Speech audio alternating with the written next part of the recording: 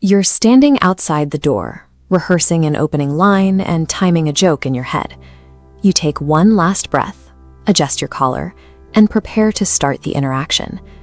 But the interaction has already started.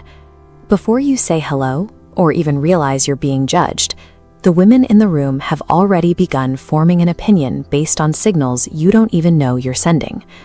Most men treat confidence as a performance, something they have to turn on the moment they start talking.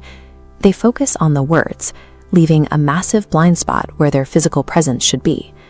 To see what's actually happening, we have to look at the anatomy of an encounter. We can break down the first 5 seconds into a series of invisible, non-verbal cues that dictate how you are perceived. These signals move faster than conversation. They hit the subconscious and create a baseline for everything that follows, making the actual words you speak secondary to the way you carry yourself. It begins at the threshold. Seconds 1 and 2 are defined by how you physically enter a new environment.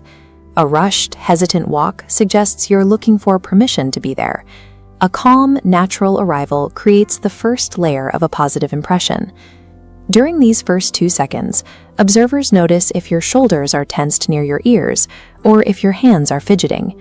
These are the physical markers of high internal pressure. When you consciously drop that tension, you send a signal of belonging. You aren't trying to dominate the room.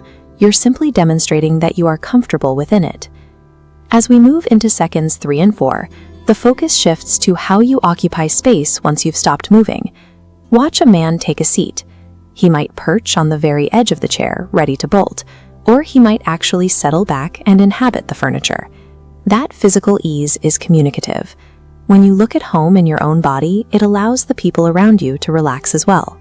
Before the first word is spoken, the phone often becomes a psychological crutch.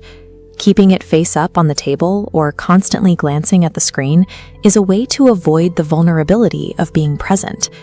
Putting the phone away signals focus. In an environment full of distractions, that level of attention stands out because it is so rare. By second 5, the interaction turns verbal. The nervous system often takes over, causing men to rush sentences and skip natural pauses. Deliberately slowing your speech counteracts the instinct to hurry, changing the tone from urgent to controlled. This control extends to the face. A blank or overly serious expression can feel defensive. Natural, relaxed reactions, a nod or a slight smile, keep the conversation from feeling like an interrogation.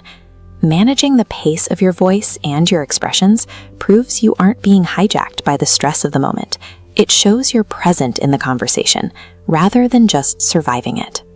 When we look at these behaviors together, the fidgeting, the phone checking, the rushed speech, they all stem from the same source.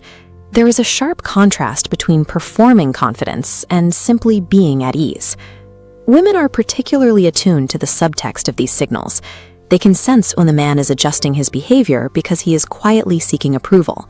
This is why conscious attempts to impress often have the opposite effect.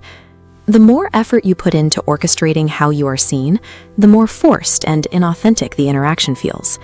The most effective change isn't adding a new behavior, but letting go of the need to control the outcome. It's about stopping the performance. A memorable first impression isn't a result of clever lines or practiced posture. It is the natural byproduct of a man who is comfortable existing in his own space, without asking for permission.